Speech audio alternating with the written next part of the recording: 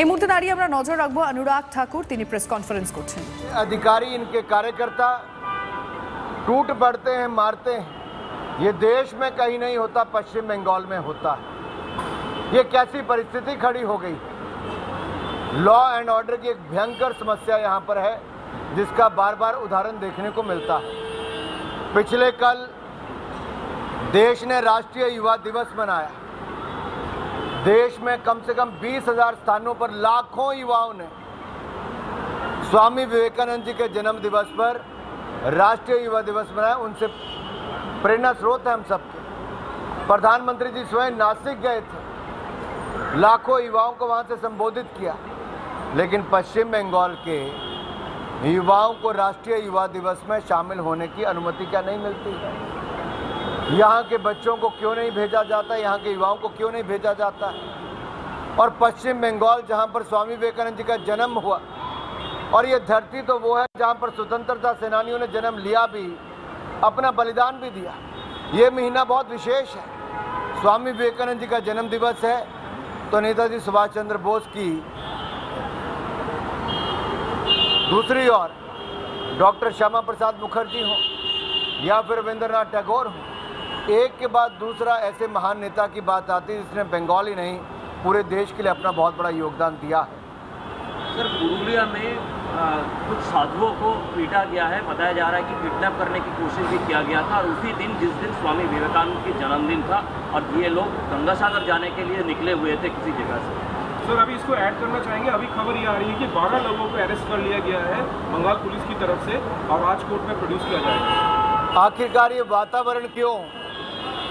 ये तुष्टिकरण की राजनीति ने इस वातावरण खड़ा कर दिया है कि कभी राम जन्मभूमि का अगर शिलान्यास हो तो बंगाल में कर्फ्यू जैसी स्थिति खड़ी कर दे, हिंदुओं को जश्न भी ना मनाने दिया जाए, और अब हिंदू साधुओं को मारने पीटने की, उनकी हत्या तक करने का भी प्रयास किया गया। इस तरह की घटनाएं सामने आई और राज्य की सरकार मूक दर्शक बन के बैठी रही। मीडिया के मित्रों ने जब ये बात को उठाया, तब जाकर अब ये थोड़ी कार्रवाई की। सवाल ये खड़ा होता है कि तुष्टिकरण की राजनीति पश्चिम बंगाल को कहाँ लेकर जा रही है, और आखिरकार ये हिंदू विरोधी सोच क्यों है? केजरीवाल को दोबारा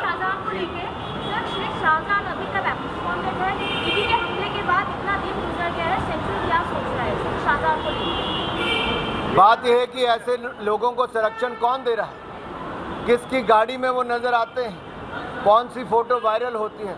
कहाँ वो छिपे हैं? कौन उनको बचा रहा है? ये पहला उदाहरण नहीं है। अगर कोई पुलिस अधिकारी पर भी भ्रष्टाचार के आरोप लगे या मदद करने के आरोप लगे, तो उनको बचाने के लिए पश्चिम बंगाल की मुख्यमंत्री सड़कों पर उतर आती है। दूसरी ओर जो भ्रष्ट नेता हैं, उनको पकड़वाने की बजाय बचाने का काम पश्चिम बंगाल की सरकार और नेता करें, तो इससे बड़ा दुर्भाग्य क्या होगा? सर, 8वां तारीख को अरविंद केजरीवाल को चौथे बार के लिए समन किया गया, और खबर यह आ रही है कि उस दिन भी वो इस समन के तहत वो हाजिर नहीं रहेंगे, क्योंकि वो गोवा में रहेंगे। देखिए, 2011 से लेकर 14 तक श्रीमान अरविंद केजरीवाल बड़ी बड़ी बातें करते थे, और मैं मीडिया के मित्रों को कहता हूं उनके पुराने वीडियोस निकाल के दिखाइए। जो कांग्रेस के भ्रष्टाचार के खिलाफ उस समय अपनी आवाज उठाने की बात करते थे, आज वो भ्रष्टाचार के दलदल में डूबे हुए हैं। अरविंद केजरीवाल जी की पार्टी आम आदमी पार्टी के उप मुख्यमंत्री जेल में है भ्रष्टाचार के चलते। उनके स्वास्थ्य मंत्री 1.5 साल जेल में रहे भ्रष्टाचार के चलते। उनके शराब मंत्री, शिक्षा मंत्री जेल में है। जो कांग्रेस के भ्रष्टाचार के खिलाफ उस समय अपनी आवाज उठाने की बात करते थे, आज वो भ्रष्टाचार के दलदल में डूबे हुए हैं। अरविंद केजरीवाल जी की पार्टी आम आदमी पार्टी के उप मुख्यमंत्री जेल में है भ्रष्टाचार के चलते। उनके स्वास्थ्य मंत्री 1.5 साल जेल में रहे भ्रष्टाचार के चलते। उनके शराब मंत्री, शिक्षा मंत्री जेल में है। उनके सांसद जेल में है।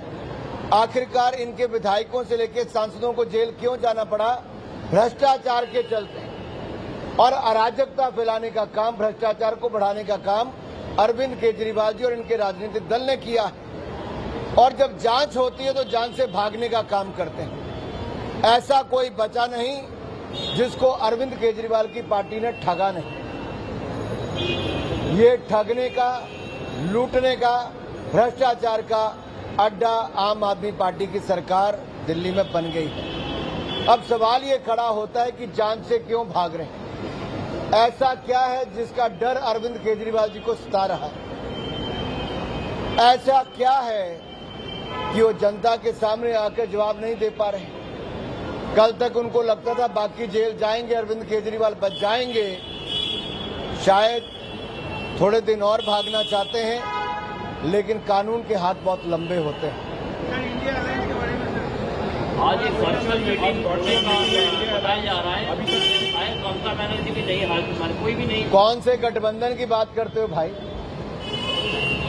घमंडिया गठबंधन का, जहां घमंड और अहंकार सिर चढ़ के बोल रहा है। एक नेता दूसरे नेता से बात नहीं करता है। पश्चिम बंगाल में चौधरी साहब कुछ कहते, ममता दीदी कुछ और कहती, तीसरा कुछ और कहता है। ये आपस में ही ना सुर मिलते ना ताल मिलता है। और हमने पहले दिन ही कहा था, ना इनका नेता है कोई, ना नीति है, और नीयत में खोट तो पहले दिन से ही नजर आता था। और मैं फिर कहता हूं, ये घमंडिया गठबंधन ये कहीं का नहीं हो सकता। उत्तर प्रदेश में भी बुआ और बबुआ, इन दोनों की ज्यादा दिन नहीं चल पाई। यहां भी बुआ और बबुआ में दोनों कैंपों में खींचतान चली है। कौन ज्यादा कमाई करेगा, कौन ज्यादा मलाई खाएगा, हर किसी के कैंप के नेता उसमें लगे हुए हैं और हर कोई इसको संरक्षण देने में लगा है। अब सवाल ये खड़ा होता है कि बुआ बबुआ में तो खेल हो रहा है, लेकिन बाकी गठबंधन के नेता भी एकजुट नहीं है। ज्यादा से ज्यादा इन्फ्लेशन बढ़ रहा है, ये कोई प्रॉब्लम आएगा सरकार के लिए? इन्फ्लेशन की बात है। मैं आपको दुनिया भर का उदाहरण और भारत का उदाहरण देके बताना चाहता हूं। 2013-14 में जब यूपीए की सरकार थी, देश में 13% इन्फ्लेशन यानी कि महंगाई दर थी। आज 5% है। 2013-14 में ना रशिया यूक्रेन वार थी, ना कोविड जैसी स्थिति थी, ना दुनिया भर में मंदी की दर थी। आज जो दुनिया में महंगाई बढ़ी है, भारत में वो स्थिति नहीं है। भारत में मात्र 5% महंगाई है, जो दुनिया भर के मुकाबले बहुत बेहतर है।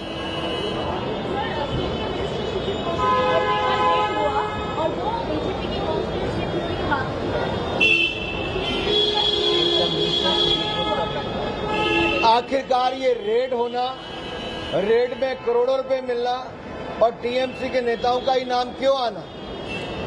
ये सवाल ये खड़ा होता है कि करोड़ों रुपए कहां से आ रहे हैं। और देश की जनता को मैं बताना चाहता हूं, पश्चिम बंगाल के तृणमूल पार्टी के नेता और कांग्रेस के नेता ये क्यों डीमोनेटाइजेशन के खिलाफ आवाज उठाते थे। ये काले धन को इकट्ठा करने वाले हैं, ये भ्रष्टाचार करने वाले हैं। ये घमंडिया गठबंधन के लोग भ्रष्टाचार के भरे हुए हैं, इसीलिए काले धन का विरोध करते थे, डीमोनेटाइजेशन का विरोध करते थे, नोटबंदी का विरोध करते थे, क्योंकि इनको काला धन इकट्ठा करना था, भ्रष्टाचार करना था। अगर ये ईमानदार और पाक साफ होते तो कभी नोटबंदी का विरोध नहीं करते। आज देश की जनता खुश है। रेडी वाला, फड़ी वाला, सब्जी वाला, कोई भी हो, आज अपने मोबाइल फोन से पेमेंट करता है, मोबाइल फोन से पेमेंट लेता है। उसको भ्रष्टाचार करने की जरूरत नहीं, काले धन की जरूरत नहीं। लेकिन तृणमूल के यहाँ पर करोड़ों रुपए मिलते हैं, तो कांग्रेस के सांसद के यहाँ 350 करोड़ से ज्यादा मिलता है। लेकिन इन सभी घमंडिया गठबंधन इंडी अलायंस के नेताओं के मुंह में दही जम जाती है, बर्फ जम जाती है।